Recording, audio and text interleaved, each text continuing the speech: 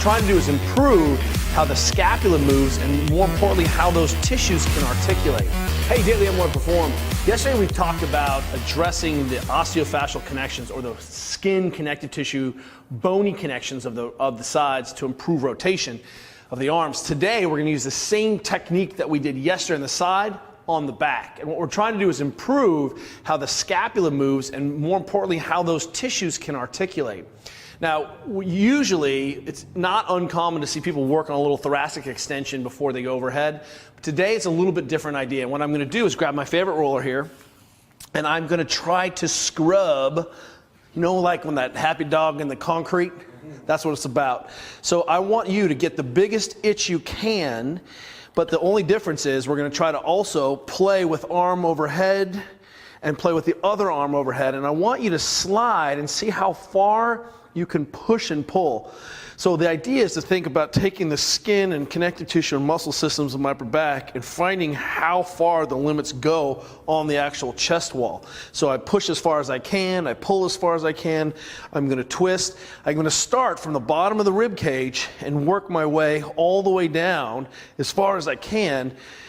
I can support my neck here and do the same thing, getting those traps. Remember, those traps behind the scapula work to upwardly rotate the scapula.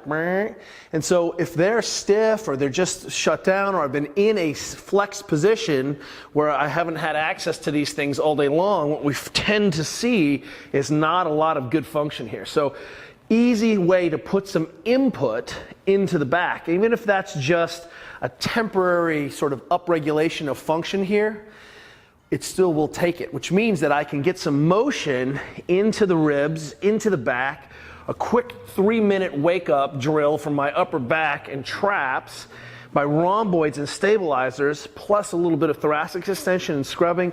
Arms overhead, do the same thing, just work into those shapes. And what you'll find is you're like, man, I've been sitting like a shrimp all day, and this is an easy way of just putting some blood flow and restoring how those tissues are sliding. Again, back here, you can just hold your neck and just scrub around until you suddenly feel like that's enough. Does that make sense? You'll come to a moment where you're like, it doesn't feel good anymore. It just feels like Switzerland. Not that Switzerland's bad, but it just doesn't feel like paradise. It just feels like, home. You know what I mean? Like, I've been here a billion times. And that's the point. At some point, you'll realize, okay, I've just hit my threshold. I've gotten some input into the back. I hit some shapes. I restored some motion. I'm looking at my breathing. And a quick scrub through here is a great way to get yourself primed for quickly overhead, especially if you found yourself sitting here all day long. Just the opposite. Restore how those systems are working. Put some input into the system. And you might find, after a couple quick hot minutes on the ground, it's easier to go overhead more effectively, and that's the point. How do we activate? How do we sort of spin back up? Well, it turns out input is the way for the moment.